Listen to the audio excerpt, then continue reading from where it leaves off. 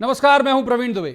विधानसभा का 5 दिन का नियत सत्र घंटों में आकलन करें तो महज 2 घंटे में, और यदि दिनों की बात करें तो 1 दिन में खत्म हो गया। यूं तो यह सत्र था ही रस्म अदायगी की तरह, जिसके मूल में था सत्ता पक्ष की तरफ से अनुपूरक बजट पारित करवाना और विपक्ष के लिए उन सुलगते मुद्दों में और घी डालकर उसे ज्वलंत करना जिन्हें लेकर कुछ महीनों के बाद जनता के पास तथाकथित आशीर्वाद लेने जाना है। तो कुल मिलाकर दोनों ही पक्ष अपने अपने मकसद में कामयाब हुए, कुछ इस तर्ज पर कि तुम्हारी भी जय जय, हमारी भी जय जय, न तुम हारे न हम हारे। वैसे भी लोकतंत्र में नेता हारते कहां हैं, हारती तो जनता ही है। बहरहाल तो अब के सदन में बिछड़े फिर नई सरकार के वक्त ही मिलेंगे। कितने मिल पाएंगे, कितने बिछड़ जाएंगे, ये अभी कहा नहीं जा सकता, लेकिन इतना तो तय है कि सारे तो वापस नहीं ही आ पाएंगे। वापस आने और नहीं आ पाने की इसी चिंता को साथ लिए हुए कल भाजपा के सबसे ताकतवर संगठनकर्ता अमित शाह भोपाल आए। उनके कुछ घंटों के प्रवास में ही कई नेताओं की सांसें धोखनी की तरह चलने लगी। गिने चुने नेताओं के साथ वो बैठक में क्या मंत्र दे गए, ये तो पूरा जाहिर है कि पता चलने से रहा, लेकिन कुछ बातें जरूर सामने आई। इसमें पहला तो यह कि भाजपा सामूहिक नेतृत्व और सामूहिक उत्तरदायित्व के सिद्धांत के आधार पर ही एमपी में चुनाव लड़ेगी, यानी चेहरा कोई एक नहीं होगा। दूसरा, रैलियों में उमड़ रही भीड़ से पार्टी गदगद ना हो, जमीनी स्तर पर ज्यादा काम करे। तो आज बात करेंगे इन्हीं दोनों मसलों की कि जनता का सरोकार इसमें कहां और कितना है, सदन की कार्रवाई क्या जनता के हित में होती है, एमपी के विधानसभा चुनाव में इस बार चेहरा कारगर होगा या प्रबंधन, यदि प्रबंधन का बोलबाला रहा तो कौन सा दल इसमें अभी तक अव्वल नजर आ रहा है। बहुतेरे सवाल जिन्हें लेकर खास पैनल के पास जाएंगे और कहेंगे जवाब तो देना होगा, लेकिन रस्मन पहले आपको दिखाते हैं एक रिपोर्ट, देखिए।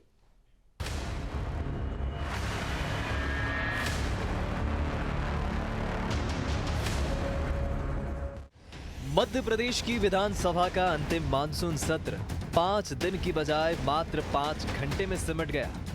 एक तरफ सत्ता पक्ष की जहां अनुपूरक बजट पास कराकर अंतिम मुराद पूरी हो गई, तो वहीं विपक्षी दल कांग्रेस की अब चुनावों तक हर मंच पर मुनादी करने के लिए ये स्क्रिप्ट तैयार है कि सरकार ने जनता के सवालों को पूछने तक का मौका नहीं दिया। लेकिन जो हंगामे का ट्रेलर पहले दिन कांग्रेस ने सदन में दिखाया था, उसका दी एंड ऐसा होगा ये कांग्रेस ने सोचा नहीं होगा। लेकिन कांग्रेस महंगाई और आदिवासियों पर हो रहे अन्याय की बात का जो मुद्दा उछालना चाहती थी, किसी हद तक वो इसमें कामयाब भी रही। फिर चाहे कांग्रेस विधायक कल्पना वर्मा का गले में टमाटर और मिर्चियों की माला पहनकर विधानसभा में पहुंचना हो, या फिर आदिवासी विधायक फुंदेलाल मार्को का टोपी और कंबल के साथ पहुंचना हो। लेकिन इन सब के बीच गृह मंत्री नरोत्तम मिश्रा ने कांग्रेस पर जुबानी हमला शायराना अंदाज में किया। बदहवास हुए इस तरह से कांग्रेस के लोग जो पेड़ खोखले थे उसी से लिपट गए। अब आपको ग्राफिक्स के जरिए बताते हैं कि कितने प्रश्न रखे गए थे। कुल 1642 तारांकित प्रश्न रखे गए, जिसमें से 185 ध्यान आकर्षण, 22 स्थगन प्रस्ताव, 17 अशासकीय संकल्प, 23 शून्यकाल। मिशन 2023 की लड़ाई में रोज शह और मात का खेल चल रहा है, तो कांग्रेस अंदर ही अंदर महंगाई और आदिवासियों का मुद्दा उछालकर भला खुश क्यों ना हो। लेकिन रोज राजनीति में जनता के सामने क्लाइमेक्स नहीं बदलते तो उस खुशी को अधूरा ही माना जाता है। और फिर बात कमलनाथ जैसे मजे हुए नेता की हो तो फिर महंगाई से लेकर भ्रष्टाचार के मुद्दों पर चर्चा करने का सत्ता पक्ष ने मौका नहीं दिया। ये सब सामने आना ही था। ये सदन का सामना तो छोड़िए, आज तो हालात हैं कि ये प्रदेश का सामना भी नहीं कर पा रहे हैं। ये हालात हैं और ये हमारे मध्य प्रदेश के मतदाता, पूरे मध्य प्रदेश की तस्वीर उनके सामने है। भाजपा में जहां अमित शाह के दौरे के बाद अब मिशन 2023 के टारगेट के बाद आज से ही बैठकों का दौर तेज हो गया है, वहीं कांग्रेस में भी लगातार मंथन का दौर जारी है। चुनाव में क्या होगा क्या नहीं, ये भविष्यवाणी तो हम नहीं कर सकते, लेकिन सियासतदानों में ये दौर जरूर चल रहा है। सियासत में क्या खोया क्या पाया, ये बता नहीं सकता। तेरी शर्तों पर गायब या नुमाया हो जाऊं, ये हो नहीं सकता। तो सबसे पहले उन खास मेहमानों का तारुफ मैं आपसे करा देता हूं जिनके साथ हम इस चर्चा को आगे बढ़ाएंगे। हमारे साथ हैं सुरेश राजे, ये कांग्रेस के वरिष्ठ नेता हैं और एमएलए भी हैं। स्वागत है सुरेश जी का। दूसरे मेहमान हैं पंकज चतुर्वेदी, ये बीजेपी के विद्वान ऊर्जावान प्रवक्ता हैं। पंकज जी का भी स्वागत। और तीसरे मेहमान हैं अक्षत शर्मा, पत्रकारिता का चर्चित चेहरा है, बहुत अच्छे राजनीतिक विश्लेषक हैं। अक्षत जी का भी स्वागत। शुरुआत जाहिर तौर पर सत्ता पक्ष से कर लेते हैं। कितना संतोषजनक रहा सत्र ये वाला पंकज जी, बीजेपी के लिए भी, सत्तारूढ़ पार्टी के लिए भी, सरकार के लिहाज से भी? प्रवीण जी, बहुत दुख का विषय है कि कल से लेकर आज तक 2 दिन के सत्र में कांग्रेस पार्टी ने जिस प्रकार का राजनीतिक उत्पात सदन के अंदर मचाया, वो कांग्रेस पार्टी की अगंभीरता को प्रदर्शित करता है। मध्य प्रदेश की सबसे बड़ा पंचायत, सबसे बड़ा मंच जहां कांग्रेस पार्टी के पास अवसर था कि वो जनहित के विषयों पर सरकार से संवाद करती, पर इनके पास जनहित के विषय पर उनकी चर्चा के लिए है। आप देखिए कि कल के सत्र में सुरेश जी बैठे, वो सदन का हिस्सा है। कल के सत्र में कार्य मंत्रालय में चीजें सुनिश्चित होती हैं, ध्यानाकर्षण से लेकर प्रश्नकाल तक चीजें सुनिश्चित की जाती हैं जो कार्य मंत्रालय समिति करती है। पर यदि वंदे मातरम प्रारंभ होता है, वहीं से आप उत्पात मचाना शुरू कर देते हैं, शोर शराबा शुरू हो रहा, बहिर्गमन कर देते हैं, बहिष्कार कर देते हैं। किन विषयों पर चर्चा करना चाहते हैं आप? क्या सदन सड़क पर लगेगी जहां कांग्रेस पार्टी के लोग बहिष्कार करके आ गए, गर्भगृह के बाहर सदन लगेगी क्या? कोई मान आधार नहीं, सबसे बड़े लोकतंत्र के सबसे बड़े उस मंदिर की राज्य के स्तर पर यदि बात करें तो। और क्या विषय है जिन पर आप बात करना चाहते हैं? डरती सरकार क्या है कांग्रेस के से? तो नहीं डरते। वो कह रहे हैं आप डरते हो, वो कह रहे हैं आप डरते हो, आप कह रहे हैं वो डरते हैं। वक्त दिया, पहले सवाल जल्दी से बात पूरी कर लीजिए, फिर दूसरे मेहमान की तरफ जाएंगे। मैं तो सिर्फ कह रहा हूं कि कांग्रेस की मंशा सर चर्चा की थी नहीं, इनकी मंशा सिर्फ आप मित्रों के बीच यानी मीडिया में उपलब्ध ये सनसनी बनाकर छपने और दिखने की थी। वो उद्देश्य इनका पूर्ण हुआ, पर इन्होंने लोकतंत्र में और मत की जनता के साथ विश्वासघात किया, चर्चा अपूर्ण करके, चर्चा से पलायन कर भागकर, उत्पात मचाकर। ठीक है, आप लोग सुरेश जी चर्चा से पलायन करते हैं, आप उत्पात शब्द उन्होंने इस्तेमाल किया, सदन में उत्पात मचा दिया आप लोगों ने और जनता का भला नहीं हो पाया। हाँ प्रवीण जी, बड़ा मैं सुन रहा था चतुर्वेदी जी को, अपने आप में हंसी भी आ रही थी कि जिनकी जो जिम्मेवारी है उस जिम्मेवारी को निभाने की जगह तोहमत लगा रहे हैं विपक्ष पर।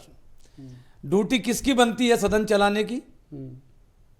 भाई कम से कम ये मेरे को 2020 से मैं सदन का सदस्य हूं, 2020 से 2023 तक जितनी सदन की बैठकें आहूत हुई हैं, पंकज जी एक बैठक, एक सदन की कार्रवाई बता दो जो आपने पूरी तरह से चलने दी हो। दूसरा, दिग्विजय सिंह के शासनकाल को आप बहुत कोसते हैं, पानी पी पी कर कोसते हैं। 60 दिन सदन की कार्रवाई चली है, 60 दिन, वो दिन याद करो। और आपने ये 5 दिन का एक इतना शॉर्टकट, इतना छोटा सा सत्र आहूत किया, उसमें भी आप इतने डरे हुए थे। आप हम पर तोहमत लगा रहे हो कि मंत्र कार्यमंत्रणा में तय हुआ तो आप पीछे क्यों भागे? हम ये कह रहे हैं, मैं सदन में मौजूद था, आपकी कार्रवाई विधिवत चल रही थी। अगर विपक्ष ने ये मांग की कि ये मुद्दा बहुत महत्वपूर्ण मुद्दा है, आदिवासी समाज से जुड़ा हुआ मुद्दा है, इस पर चर्चा होना चाहिए। अगर सरकार हमको 1 घंटा, आधा घंटे का भी समय दे देती तो सरकार किस बात से डरी हुई थी? सरकार ये बताए। आखिरकार हमने हंगामा कब किया? जब हमारे को अपनी बात रखने नहीं दोगे, हमारे प्रश्न का जवाब दोगे नहीं, तो हुजूर बताओ तो हमको सदन में किस लिए चुन के भेजा जनता ने? पहले सवाल में दोनों पॉलिटिकल गैप्स को वक्त दिया। हम तीसरे मेहमान को इन कर लेते हैं। हमारे साथ है अक्षत शर्मा जी। अक्षत जी, आपने देखा होगा स्क्रीन पे 185 ध्यानाकर्षण जरूरी है, 22 स्थगन जरूरी थे, हुआ करा कुछ नहीं। इनके तर्क अलग, उनके तर्क अलग। पब्लिक का कुछ फायदा हुआ इसमें सिवाय सप्लीमेंट्री बजट के, अनुपूरक बजट के? विधानसभा में जिस उद्देश्य से जनता हमारे विधायकों को चुनकर भेजती है, उसमें उनकी अपेक्षा रहती है कि विधायक जो हैं हमारी समस्याएं सदन के पटल के माध्यम से सरकार के सामने आएंगे और उनका समाधान निकलेगा। लेकिन जो दृश्य सामने आ रहा है वो निश्चित रूप से दुर्भाग्यपूर्ण है कि जो जिन बातों पर सबसे ज़्यादा महत्व दिया जाना चाहिए था, जनता की आवाज़ वहाँ सरकार तक पहुँच के और उसका निराकरण होना चाहिए था। उसमें लगता है अभी दोनों ही पक्ष जो हैं विफल रहे हैं, क्योंकि जहाँ तक सरकार का प्रश्न है उन्होंने अपनी ओर से अपना पक्ष रखने के लिए अनुपूरक बजट जो सरकार का सबसे ज़रूरी विषय था वो उन्होंने उसको पास कराया है। और लेकिन जहाँ कांग्रेस का प्रश्न है, सत्ता पक्ष का ये आरोप है कि वो लगातार हंगामा करते रहे, कहीं चर्चा का माहौल ही नहीं बनने दिया। तो ये दोनों ही आरोप प्रत्यारोप के बीच में पिस तो जनता ही रही है। लेकिन ये बड़ा दुर्भाग्यपूर्ण है कि पिछले कई बार से हम ऐसा देख रहे हैं कि कोई कानूनी विधेयक हो या अनुपूरक बजट हो, वो बगैर चर्चा के पास हो जाते हैं। ठीक बात है। चर्चा के साथ में ये बहुत जरूरी पक्ष है जो चर्चा करके अगर पास होंगे तो सबका भला होगा।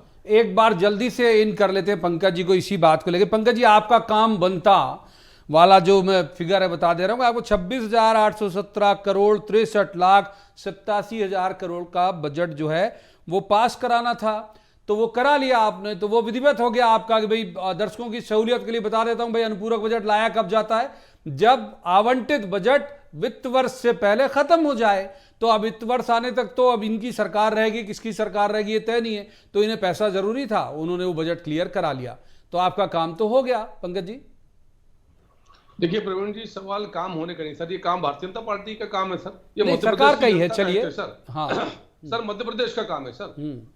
मुझे मतलब बहुत दुख है कि यदि कांग्रेस इसको ऐसे प्रेजेंट कर रही है कि ये कथित तौर पर बीजेपी का काम है सर, ये मध्य प्रदेश के सर 8 करोड़ लोगों का काम है सर। यदि हम संवैधानिक वित्तीय व्यवस्था का पालन नहीं करेंगे तो फिर काम कैसे करेंगे? हम कमलनाथ जी थोड़ी है सर ये खजाना खाली का विलाप करने लगे। सर मेरा तो इतना सा आग्रह है सर कि कल का घटनाक्रम आप मित्रों के सामने, सबके सामने, वंदे मातरम के गायन से यदि आप उत्पाद प्रारंभ करोगे तो एक तो आप वंदे मातरम गीत का अपमान कर रहे हो जिसके सम्मान की आपके अंदर भावना नहीं। दूसरा, आज तो पूरी कांग्रेस पार्टी जल्दी में थी अपने मालिकों के धरने के प्रति। आप देखिए कि देश में पहली बार ऐसा हो रहा है कि एक मानहानि के आदतन अपराधी को देश के एक हाई कोर्ट ने, गुजरात के हाई कोर्ट ने सजा स्थापित रखी है, नियमित सजा रखी जैसी पुरानी सजा थी, और एक मानहानि के आदतन अपराधी को हाईकोर्ट की सजा को आतन अपराधी कौन? आतन अपराधी कौन? तड़ीपार कौन? आतन अपराधी कौन? तड़ीपार कौन? तड़ीपार कौन? आदतन अपराधी कौन और तड़ीपार कौन? चतुर्वेदी जी जिस भाषा में बात करोगे उसी भाषा में जवाब मिलेगा। आतन अपराधी कैसे कहा आपने? किस आधार पे आतन अपराधी कहा? आप बताइए ना। ये आपकी भाषा है, उत्तर दे रहा हूँ, ये आपकी मर्यादा है, ये हमको पाठ पढ़ा रहे देशभक्ति का। अरे उत्तर दे रहा हूँ, जिस पार्टी ने देश के लिए कुर्बानी की है उसको पाठ पढ़ा रहे देशभक्ति का। सुन लो क्यों? आतन अपराधी कौन? तड़ीपार कौन? आप बताइए तड़ीपार कौन? ठीक है, कौन आतन अपराधी है? तड़ीपार कौन? ठीक है, मैं पूछ रहा हूँ आपसे, तड़ीपार कौन? ठीक है, तड़ीपार कौन? ठीक है, आतन ठीक है सर, अपराधी शोर हो कौन? जाएगा, शोर हो जाएगा, आप बताइए आतन शोर हो जाएगा अपराधी सर। कौन? सदन में आज कुछ नहीं हुआ तड़ीपार तो कौन? उसकी मैं सदन में पूछ रहा कुछ हूं, नहीं हुआ तो उसकी तड़ीपार भरपाई कौन? स्टूडियो में नहीं कर पाएंगे। सदन में जो नहीं हुआ उसकी भरपाई तड़ीपार कौन? स्टूडियो में नहीं कर पाएंगे। पंकज जी आप तड़ीपार जल्दी की कल्पना तुलना कर रहे हो जल्दी हमारे नेता से। पंकज जी तार्किक बात कर लीजिए, फैक्ट के साथ जल्दी, फिर हाँ बोलिए हाई कोर्ट से लेकर लोअर कोर्ट ने आदतन मानहानि का अपराधी लिखा है राहुल गांधी को। मैं दोहरा रहा हूं जो कोर्ट ने लिखा है, या कोर्ट के ऊपर सवाल खड़े कर रहे हैं। शर्म नहीं आती? बिना तैयारी के अरे सर आज वाले एजेंडे बात कर लीजिए, एजेंडे बात कर लीजिए सर। आपको आना चाहिए, आपके पास कोई मुद्दा नहीं है। आदतन मानहानि अपराधी राहुल गांधी है, कोर्ट ने लिखा है। सर अब विषय से हम विषयांतर हो जाएंगे सर। आपको तो गृह मंत्री जाके देश को बैठाना है। सर विषयांतर हो जाएंगे, माफ कीजिए विषयांतर हो जाएंगे, विषयांतर हो जाएगा सर। सर विषयांतर हो जाएगा, माफ कीजिए। अब तीसरे मेहमान को इन करना पड़ेगा मुझे, माफ कीजिए, तीसरे मेहमान को इन करना पड़ेगा। माफ कीजिए सुरेश जी, पंकज जी माफ कीजिए सुरेश जी, पंकज जी आऊंगा। सुरेश जी माफ कीजिए, मैं अक्षत जी को इन करूंगा, पंकज जी प्लीज, सुरेश जी प्लीज। बात करिए। अरे सर शोर में तब्दील हो जाता, दर्शक इरिटेट हो जाता, सदन नहीं चल पाया तो उसकी भड़ास यहाँ कैसे निकलेगी? माफ कीजिए पंकज जी को, अक्षत जी को इन करता हूं। मैं आऊंगा तथ्य पे ही, आज के विषय पे ही बात करें। आज के विषय पे बात करते हैं अक्षत जी, बहुत जरूरी है ये कि आप देखिए कि कांग्रेस का भी एक एजेंडा था कि ट्राइबल, सबसे बड़ा कि ट्राइबल को फोकस में लाना, ट्राइबल अत्याचार को उस मंच के माध्यम से आगे ले जाना जो मंच सबसे बड़ा मंच है, यानी विधानसभा। और दूसरा था महंगाई।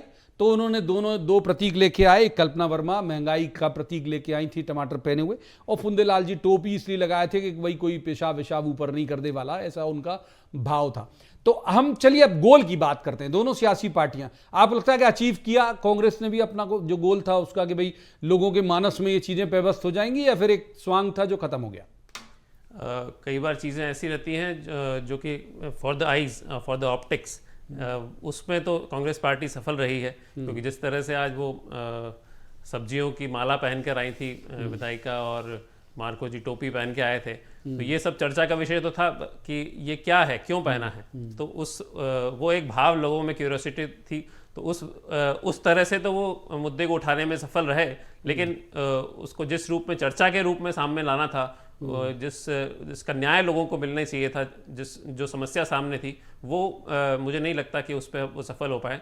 समथिंग फॉर द ऑप्टिक्स उसमें वो सफल रहे हैं। और जहाँ तक सत्ता पक्ष का सवाल था, सत्ता पक्ष ने भी अपनी ओर से पूरी तरह से उस मुद्दे को ये कहकर कि हमने उस पर पूरी कार्रवाई करी, जिसने सीधी की जो घटना थी उसमें हमने NSA तक लगाया, उसका मकान तोड़ा, और इससे ज़्यादा हम और क्या कार्रवाई करते। तो उन्होंने अपनी तरफ से हम पूरी कार्रवाई कर चुके हैं, सब सदन में बताने के लिए जो था वो हम पहले ही सारा बता चुके हैं, और सारी कार्रवाई हो चुकी है। तो दोनों ही अपने पक्ष पे मजबूती से खड़े हुए थे। लेकिन जनता तक मैसेज गया होगा, जनता तक ये, जो मैंने शुरुआत में कहा कि जो चित्र था वो तो गया, गया होगा क्या? लेकिन उसका कोई समाधान निकला हो, सुरेश जी, ऐसा नहीं आप बीते कई दिनों से मैं देख रहा हूं, जब से सीधी घटना हुई, कई फोरम पर आपके तमाम बड़े नेता ट्राइबल को लेकर अत्याचार का मामला उठा रहे हैं। तो ठीक है, सदन में मान लीजिए ये था, आप कोशिश करते कि भी जो मुझे नहीं पता कि किस वजह से क्या मानस रहा होगा अध्यक्ष जी का, कैसे अनिश्चितकाल के लिए स्थगित कर दिया, लेकिन आप सिलसिलेवार भी तो एक तादाद बना के भी तो कर सकते थे। ये भाई कार्य मंत्रणा समिति की मीटिंग हुई, सब हुआ, सर्वदलीय बैठक हो गई, सब हो गया, तो फिर कहते थे कि भाई सिलसिलेवार हमको भी वक्त दो और इनकी भी सुन लो।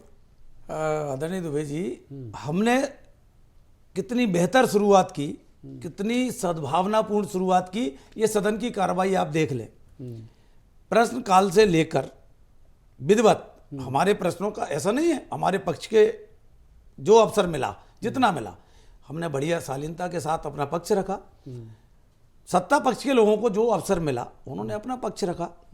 उसके बाद जो स्थिति बनी, देखिए सरकार क्यों डरी हुई है, मैं थोड़े से शब्दों में अपनी बात रख दूंगा। रखिए। सरकार इसलिए डरी हुई है, विषय सिर्फ आदिवासी मुद्दा नहीं था, इनको मालूम था महालोक का मामला है, इन्हें मालूम था पटवारी भर्ती का मामला है। तो सरकार इतनी भयभीत थी, और सरकार को यह लग रहा था कि हमको चर्चा करानी नहीं है, कैसे भी करके अपना काम हो गया, अनुपूरक बजट हमें पास कराना था, हमने करा लिया, और इतनी बोले इसको खत्म करो। आप देखिए, आखिरकार अगर विपक्ष की मंशा ये होती कि हमको चलने नहीं देना, तो हम इतनी अच्छी शुरुआत क्यों कराते। लेकिन सरकार को साहब हमारी बात कोई सुनना ही नहीं है। एक मंत्री से हम प्रश्न पूछे, दुबे जी, सदन में एक मंत्री से हम प्रश्न पूछते हैं साहब, उसको कवरिंग देने के लिए 9 मंत्री खड़े होते नहीं, 10 मंत्री एक साथ जवाब देते हैं। ये कौन सी परंपरा है भाई? एक छोटा सा तो आप हमें अवसर दे जवाब ले लेते हैं। पंकज जी, अवसर नहीं दे रहे हैं विपक्ष को आप लोग, इन्होंने शब्द वो इस्तेमाल नहीं के लिए ध्वनित ऐसे हो रहा है कि रोन दे रहे हैं, आप तो बिल्कुल अवसर नहीं दे रहे हैं, ऐसा ध्वनित हो रहा है इनकी बात से। प्रवीण जी, मैंने वक्तव्य की शुरुआत में कहा था कि कांग्रेस पार्टी ने सिर्फ मीडिया में सनसनी प्राप्त करने के लिए कल के और आज के दिन का दुरुपयोग किया और विधानसभा की कार्रवाई को बाधित किया, उत्पात मचाए सबके सामने। चतुर्वेदी जी, आपका काम है मीडिया में बोल दीजिए। देखिए आप बोल रहे थे तो सुन रहे थे। सुन लो। हाँ बोल दिया पंकज जी, आपकी बात बोलिए, बात पूरी करिए। है ना, मैं सिर्फ ये आग्रह कर रहा हूँ, जो अक्षय जी ने भी कहा कि आप इस प्रकार के कृत्य से आपकी फोटो आ सकती है, वीडियो वायरल हो सकते हैं, पर वास्तव में क्या उपलब्धि मिली कांग्रेस की? शून्य। जिन विषयों का उल्लेख हमारे मित्र अभी सुरेश जी ने किया, वो सारे विषय प्रवीण जी इनके ध्यानाकर्षण में हो सकते थे, प्रश्नकाल होते थे, और कुछ तो प्रश्न थे, एडवांस में क्वेश्चन थे। जिन विषयों को लेकर आप उत्पात मचाकर आप ये स्थापित करना चाहते थे जनमानस के सामने कि आपने बहुत संघर्ष किया, वही आपका काम था। क्यों? क्योंकि आपने अब तक कुछ नहीं किया। 65-70 साल में क्या किया? और हम तो कल से नहीं बल्कि 10 दिन से एक सवाल पूछ रहे हैं कि अब सीधी की खबर पूरी कांग्रेस पार्टी चिल्ला रही है क्योंकि वहां शुक्ला है, पर शिवपुरी में दलित वर्ग के व्यक्तियों के साथ क्या हुआ? सुरेश जी सुन लिए, दलित वर्ग के व्यक्तियों को मल खिलाया गया है, पर वहां शकील था तो राहुल गांधी, प्रियंका वाड्रा, कमलनाथ, दिग्विजय सिंह सब मौन क्यों भाई साहब? ये दोहरे मापदंड क्यों? और इतनी राजनीतिक निर्लजता प्रवीण जी के 10 दिन बोलने के बाद भी अभी कोई कांग्रेस के नेता उस पर बोलने को एक जवाब ले लेते हैं, फिर जाएंगे अक्षय कोई जी के बातचीत पास। नहीं कर रहे। अक्षय जी तो के पास दोहरे बाद में मापदंड जाएंगे। की- पंकज जी आपकी बात का, वो कह रहे हैं कि शुक्ला के लिए आक्रामक, शकील के लिए विनम्र, क्या वजह है? देखिए दुबे जी, हम इस तरह की राजनीति में कभी बिलीव नहीं करते, ना हमारा कोई इस तरह का एजेंडा है। हम कह रहे हैं वो शकील है जो है, सरकार किसकी है? सरकार किसने रोका सरकार को? मैंने कहा ना, अपराधी का कोई धर्म नहीं होता, अपराधी की कोई जात नहीं होती, अपराधी अपराधी होता है। जिसने अपराध किया है उसको बराबर सजा देने का काम सरकार का है। अभी इन्होंने कहा, अभी हमारे तुरंत घटना है मेरे डबरा की, एक व्यक्ति को जिंदा जला के मार दिया 22-23 साल का बालक। आप देखिए, वो इतनी निंदनीय घटना है। अगर फिर इसको इस रूप में अगर हम लेंगे तो आखिरकार अपराध जिसने किया है उसको सजा देने का काम कौन करेगा? ठीक है भाई, सजा देने का ठीक काम है। सरकार अक्षय जी का के है पास कि बहुत विपक्ष का देर है? से, अक्षय जी के पास नहीं गया सर, बहुत देर से अक्षय जी को इन करते हैं। आज के दूसरे एक बड़े विषय पे अक्षय जी, कल जो अमित शाह जी आए, बहुत तामझाम पूरी बैठक हुई, ये जो छन के आई खबरें वो ये कि सामूहिक उत्तरदायित्व और सामूहिक नेतृत्व पर बीजेपी जो है वो लड़ेगी। आपको लगता है कि ये जो मंत्र फूंक गए और भी जो बाकी मंत्र फूंक गए कारगर होंगे बीजेपी के लिए? मुझे लगता है निश्चित रूप से कारगर होंगे, क्योंकि पिछले दिनों से जो चर्चा चल रही थी कि नेतृत्व परिवर्तन होगा और वो सब होगा, और अमित शाह के आने के पहले जिस तरह का माहौल बना दिया गया था मीटिंग खेल के, हाँ, उन सब पे अब वो विराम लग गया है इस बैठक के बाद में। अब ऐसा हम मान सकते हैं, क्योंकि उन्होंने जहाँ तक अपना प्रादेशिक नेतृत्व था उसको भी पूरी जिम्मेदारी दी है, और केंद्र के पास में भी जैसे अश्विनी वैष्णव और भूपेंद्र यादव जी को जो उन्होंने यहाँ का प्रभारी बनाया है, उसको उनके पास में पल पल की रिपोर्टिंग होगी, ऐसा उन्होंने निर्देश भी दिए हैं। तो प्रादेशिक नेतृत्व और केंद्रीय नेतृत्व दोनों को की समान जिम्मेदारी होगी, और निश्चित रूप से मुझे लगता है कि अमित शाह के कल के दौरे के बाद में भारतीय जनता पार्टी में और उनके कार्यकर्ताओं में पंकज जी एक जितना उत्साह का फिल्टर करके वातावरण बता सकते हैं बता दीजिए, क्या मंत्र दे गए हैं वो? जीत का मंत्र माना है, जो असल कुछ कुछ जो उच्चारित कर सकते हो वो कर दीजिए। आप हिंदी में है, संस्कृत में है, किस चीज में है? देखिए प्रवीण जी, भारतीय जनता पार्टी में एक परंपरा है कि यदि किसी को भी नव दायित्व मिलता है तो उनकी परिचय बैठक होती है, और आदरणीय भूपेंद्र यादव जी और आदरणीय अश्विनी वैष्णव जी को नव दायित्व मिला मध्य प्रदेश का चुनाव के संदर्भ में, और वो केंद्रीय नेतृत्व के थे, तो केंद्रीय नेतृत्व के प्रतिनिधि के तौर पर हमारे सबके सीनियर नेता गृह मंत्री भारत के माननीय अमित शाह जी आए थे। परिचय बैठक थी, और परिचय बैठक पे जो हमारे शीर्षस्थ कार्यकर्ता, जिनको हम आम भाषा में सीनियर लीडर कहते हैं, मूलतः वो कार्यकर्ता ही वो सब उपस्थित थे।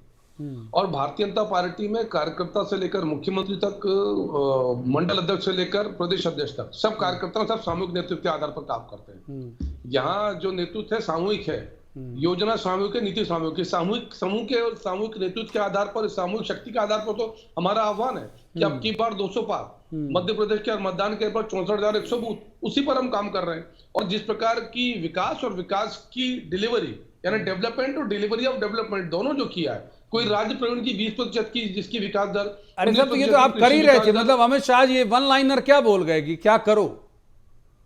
सर अमित शाह जी बोल के गए अब की बार 200 पार की, अब की बार 200 पार। अब सुरेश जी को निकलते, सुरेश जी इनके यहाँ कम से कम मीटिंग होती है, दिखती है, बड़े नेता आते हैं, दिखते हैं, कई तरह की कार्य समिति, तो कार्य मंत्रणा, जो भी शब्द हो उनके पॉलिटिकल पार्टी के, वो दिखते रहते हैं कि हाँ साहब चल रही है इनकी मीटिंग। आपके यहाँ की मीटिंग बड़ी अंदर अंदर चलती रहती है, तो इस क्रम में अगर हम देखें तो आक्रामकता तो इनमें ज़्यादा दिख रही है। देखिए प्रवीण जी, जो मुझे लगता है, जहाँ तक मेरी राजनीतिक सोच है, समझ है, उसके आधार पे अमित शाह जी एक काम जरूर करके गए हैं। 3 गुटों में बटी भाजपा, नाराज भाजपा, शिवराज भाजपा और महाराज भाजपा, इनको एक कैसे करें और शिवराज जी को कंट्रोल में कैसे रखें, और उनके गुटों में ये संदेश नहीं जाए कि अभी शिवराज हैं, आने वाले समय में भी शिवराज हैं।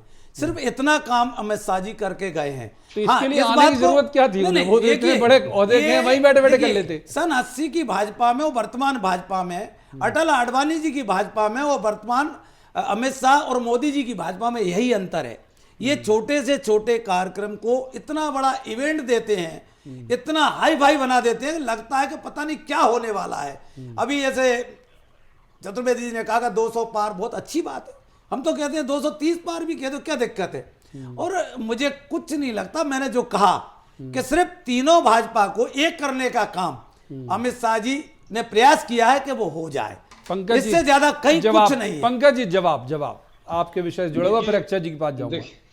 देखिए प्रवीण जी, कांग्रेस पार्टी की स्थिति एक हताश और निराश उस राजनीतिक दल के जैसी है जो इस प्रकार की कपोल कल्पना करता है। अमित शाह जी क्या बोल के गए वो भारतीय जनता पार्टी कार्यकर्ता को पता होगा या इनको पता होगा। तो अमित शाह जी ने बहुत स्पष्ट कहा कि जो हमारा अब की बार 200 पार का लक्ष्य बहुत स्पष्ट है और उसके लिए हमारी जो विजय संकल्प अभियान है वो अभियान प्रारंभ होगा। उसका आकार, प्रकार, स्वरूप, तिथि, दिनांक सब नियत होकर आपको सूचित किया जाएगा। एक बार अक्षय जी को इन करते, अक्षय जी छोटा सा क्लोजिंग आपका कि इस दोनों पार्टियों की जो तैयारियां हैं आक्रामकता के लिहाज से, जो मैंने पहले भी शब्द इस्तेमाल किया, कौन आपको लगता है कि ज्यादा आक्रामक तरीके से तैयारी कर रहा है इलेक्शन की? आपने जैसा अभी सुरेश जी से पूछा कि कांग्रेस जो तैयारियां करती है वो अंदर अंदर होती रहती है, हमको मालूम नहीं पड़ता।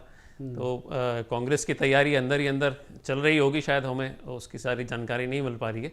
लेकिन ये जो अमित शाह का ये जो कदम था वो निश्चित रूप से एक फ्रंट फुट पे खेलने वाला था, आक्रामक भाजपा का एक परिचायक था, जिसमें कि उन्होंने सामने आके पूरी तरह से अपनी नीतियों को, रणनीति को सबके सामने रखने का प्रयास किया। और जैसा पंकज जी कह रहे हैं, अब की बार 200 पार और 51% वोट लेने का जो उनका निश्चय है वो उसको पाने के लिए फ्रंट फुट पे पूरी तरह से भाजपा खेल ठीक है, तो माफ कीजिए, वक्त इतनी ही चर्चा की इजाजत देता। बहुत शुक्रिया, यहां पर मुझे तीनों मेहमानों का करना पड़ेगा। एक बहुत युवा कवि हैं आदर्श भूषण, उनकी एक कविता की कुछ लाइन पढ़ने का मन हो रहा। हम अक्षर थे मिटा दिए गए क्योंकि लोकतांत्रिक दस्तावेज विकास की ओर बढ़ने के लिए हमारा बोझ नहीं सह सकते थे। हम संख्याएं थे जिन्हें तब गिना गया जब कुछ लोग कम पढ़ रहे थे। एक नेताजी को कुर्सी पर बिठाने को बसों में भरे गए, रैलियों में ठेले गए। यह आम आदमी की जो स्थिति है। तो आज की इस चर्चा में इतना ही। कल किसी खास मसले पर खास पैनल के साथ बैठेंगे और कहेंगे, जवाब तो देना होगा। आप देखते रहिए BS TV।